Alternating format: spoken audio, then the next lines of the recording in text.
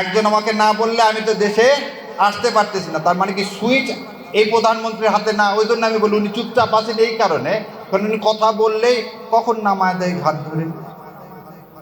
কারণ সুইচ তো ওনার হাতে না, সুইচ তো ভারতের হাতে, দিল্লির হাতে। আমরা বলছি আজাদি না গোলামি, আজাদি আজাদি। তো সোজা আঙ্গুলে যদি ঘি না ওঠে বাবা। আর আমার শিশির ভাই বললেন ওর শোনেন, এই বিচারক নিয়োগ দিচ্ছে না কি জন্য জানেন? এরাই হচ্ছে বিচার ব্যবস্থায় আবার একটু আগে বললাম না যে তারেক রহমান আর জোবেদা রহমানের যে মামলা রায় দিচ্ছেন, খালাক দিচ্ছেন, ওই জাজ সাহেব আগে রায় দিয়েছিলেন কি, শিশির ভাই সাক্ষী আছে, যে বাংলাদেশে তারেক রহমানের কোনো ভাষণ প্রচার করা যাবে। ওই জাজ সাহেবই আবার দেখলাম বঙ্গভবনে তারেক রহমানের সাথে হ্যান্ডশেক করার জন্য দৌড়ায় আসতেছে। তো সেই বিচারের কাছে আপনি কি জুলাই সনদের পক্ষ পাবেন? অতএব এই জুলাই সনদ বাস্তবায়ন করার আগে রাজপথ ছাড়া আর কোনো পথ নাই। আইনের ভাষায় আমরা সব বলছি। এখন কোর্টকে আপনি সেই কারণে বিচার বিভাগ স্বাধীন করতে দেন। আচ্ছা, এবার আসেন, আপনি অ্যাটর্নি জেনারেল অ্যাপয়েন্টমেন্ট হলেন 7 তারিখ, ওই দিন তো কোনো সরকার নাই। কোন আদেশ বলে আপনি অ্যাপয়েন্টমেন্ট হলেন? এই সংবিধানে আছে প্রধানমন্ত্রী এবং চিফ জাস্টিস ছাড়া আর কোনো কিছুই রাষ্ট্রপতি করতে পারবে না। দুইজনকে নিয়োগ দিতে পারবে, প্রধানমন্ত্রী এবং প্রধান বিচারপতি। এই দুইজন ছাড়া আর কাউকে আপনি নিয়োগ দিতে পারেন না। তাহলে আপনি অ্যাটর্নি জেনারেল মানে আজকের আইনমন্ত্রী, সেদিন তো কোনো সরকারও নাই 7 তারিখে, আপনাকে কে নিয়োগ? তাহলে আপনার নিয়োগ অবৈধ, আপনার নিয়োগ অবৈধ। এই রায়টার নাম হচ্ছে মুন সিনেমা হল। এটা বলা হয় 5th অ্যামেন্ডমেন্ট। এই 5th অ্যামেন্ডমেন্ট কেসে বলছে কনস্টিটিউশনের বাইরে যে কোনো সরকার অবৈধ। তবে আপনি তো কনস্টিটিউশন করতেছে, এই জাজমেন্ট এখনো বহাল আছে। বহাল আছে মানে এইটা এখনো অ্যাপেলেট ডিভিশন বাতিল করেনি। তাহলে ইউনিট সরকার অবৈধ, আপনার ভোট অবৈধ, আপনার এই সরকার অবৈধ। একদিকে তো যেতে হবে না, হয় সংবিধান মানবো না হলে মানবো না। হয় সংবিধান না মানলে কি মানবো? বিপ্লবকে মানবো। আপনি বলতেছেন জুলাইকে মানি না। জুলাই মানে কি? বিপ্লব। জুলাই মানে কি? বিপ্লব না? তাহলে হয় বিপ্লব মানবেন নাহলে কনস্টিটিউশন মানবেন। কনস্টিটিউশন মানলে আপনি অবৈধ, আর বিপ্লব মানলে আপনি বৈধ। কোন দিকে যাবেন আপনাকে সিদ্ধান্ত নিতে হবে। তারপরে এইটা করার জন্য 72 দিন চা মিষ্টি খাইলেন কোথায়? Consensus commission. সেদিন সালাউদ্দিন সাহেব আপনার মুখে কি ঘুমায় লাগানো ছিল? ঘুমায় বোঝেন, ওই যখন ওই কুলের ধ্যান হয় তখন গরুর মুখে লাগায়।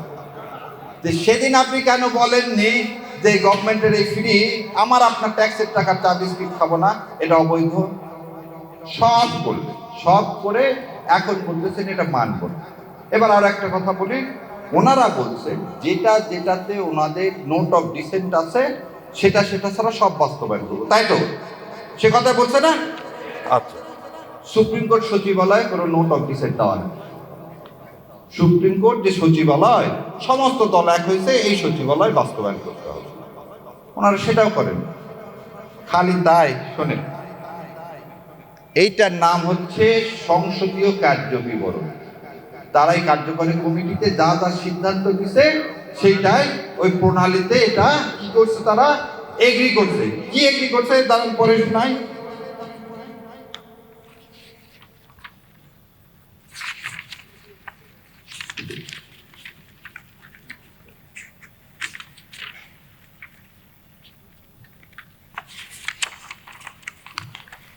এইটার পৃষ্ঠা নম্বর 3, 10-10 বিতে বলছে এই যে সংসদ চলে গেল, এই সংসদে তারা 15টি অধ্যাদেশ সংশোধিত আকারে সংশ্লিষ্ট মন্ত্রণালয়ের মাধ্যমে সংসদে বিল উত্থাপনের জন্য সুপারিশ করবে। কোথায়? এই যে সংসদ চলে গেল সেই সংসদে এই 15টা বিল উত্থাপন করলেন না। কি কারণে করলেন না জানেন? এইটা উত্থাপন করলে এস আলমকের ব্যাংকগুলো দেওয়া যাবে।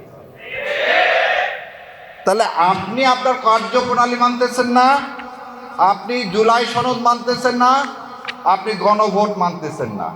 তাহলে আপনি মানবেনটা কি? সবার আগে বিএনপি, সবার আগে বাংলাদেশ না। চোর না শুনে ধর্মের কথা, কথা হবে রাজপথে, ওখানে না। এবার দ্বিতীয় কথাটা শুনি, জামাত ইসলাম যেটা 12 বছর আগে বোঝে, সারা বাংলাদেশের মানুষ বোঝে সেটা 12 বছর পর। 1984 সালে অধ্যাপক গোলাম আজম সাহেব এই তত্ত্বাবধায়ক ব্যবস্থার কথা বলছেন এবং বলেছিলেন কোন সরকারের আন্ডারে যদি নির্বাচন করা হয় সেই নির্বাচন কোনোদিন ফেয়ার হতে পারে না, সেই জন্য নির্দলীয় তত্ত্বাবধায়ক ব্যবস্থা বাস্তবায়ন করতে হবে। এই বিএনপি 91 সালে বলছিল তত্ত্বাবধায়ক ব্যবস্থা খায় না মাখে, এবং 91 থেকে 95 সাল পর্যন্ত তারা এই তত্ত্বাবধায়ক বিল সংসদে তোলেনি। যখন আবার মায়ের লাগালেন, বলে না দুষ্টের দমন, তো দুষ্ট যে তাকে তো দমন করতে হয়, সেই জন্য যখন আন্দোলন করা হলো তখন রাতের আধারে তারা তখন তত্ত্বাবধায়ক সরকার ব্যবস্থা ওই বিল এনে বাস্তবায়ন করে ভোটে হেরে গেলেন। তার মানে বিএনপির ইতিহাস হচ্ছে, বিএনপিকে ছোট বাচ্চার মতো শাসন না করলে আদর দিলেও বানরের মতো মাথায় উঠে যাচ্ছে, ও কথা শুনতে চায়। একটা অনুষ্ঠানে দেখলাম আমার ভাই শিশির মনির এবং আমার আর এক ব্যারিস্টার ভাই, তারা স্বরাষ্ট্রমন্ত্রী ও আইনমন্ত্রীকে প্রশ্ন করছে যে চলেন সংসদে যে কোনো জায়গায় ডিবেট করেন।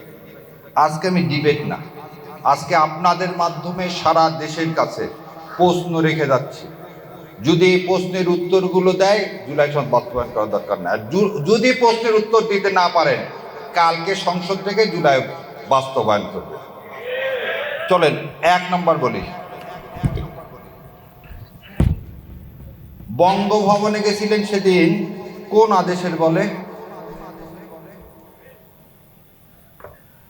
এই সংবিধানের কোথায় আছে সেনাপ্রধান ডাকলে আপনাকে বঙ্গভবনে যেতে হবে? নাই তো।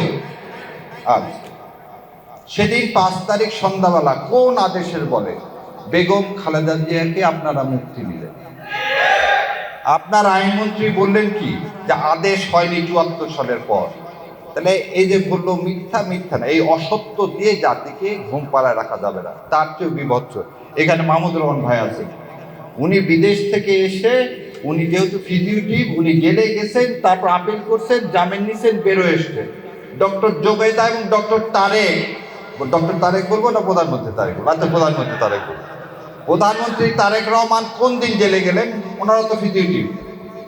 তাহলে ওনারাও আদেশের মাধ্যমে রাতের আধারে, সেই সময়ের আইন উপদেষ্টা এবং আজকে যে আইনমন্ত্রী অ্যাটর্নি জেনারেল, এনারা একটা আদেশ বানালেন। কি আদেশ? যে ফিরে এসে জেলে না ঢুকেও আপিল করা যাবে। ও, তাহলে নিজের বেলায় বৈধ, অন্যের বেলায় সেটা অবৈধ। তাহলে বলেন, এই আদেশটা আপনি কি 74 সালে দিয়েছিলেন না 2024 সালে দিলেন? সো অন্যরা আছে, আইনের কথা সব শিশির ভাই বলছেন। আর পৃথিবীর কোনো দেশে ধরে নেন, আপনার এটা একটা দেশ, এটা বলে শেষ করে, এটা একটা দেশ, আমরা এখানে সবাই আমিরে জামাতকে নেতা হিসাবে মেনে একটা সিদ্ধান্ত নিলাম, সেই সিদ্ধান্তটা আপনাদের জন্য। গ্রিক রাষ্ট্র বলছে কি, তুমি সিদ্ধান্ত নিতে পারো না, যাদের জন্য সিদ্ধান্ত নিবা তাদের কাছ থেকে তোমাকে কি করতে হবে? ভোট নিতে হবে। না, আমরা তো এখানে সংখ্যাগরিষ্ঠ, আমাদের এই 11 দলের মধ্যে, কিন্তু আমরা কি সারা দেশের সংখ্যাগরিষ্ঠ না, সেই জন্য আপনাদের কাছ থেকে নিলাম। তাহলে 70% মানুষের ভোট বেশি না 51% ভোট বেশি? 70%। এই সহজ পাটিগণিত যাই বোঝে না, তার হাতে আপনি রাষ্ট্র ক্ষমতা দিচ্ছেন, আপনার তো এই সর্বনাশ হবেই। ধন্যবাদ আপনাদেরকে। আল্লাহ হাফেজ। আসসালামু আলাইকুম রহমতুল্লাহ।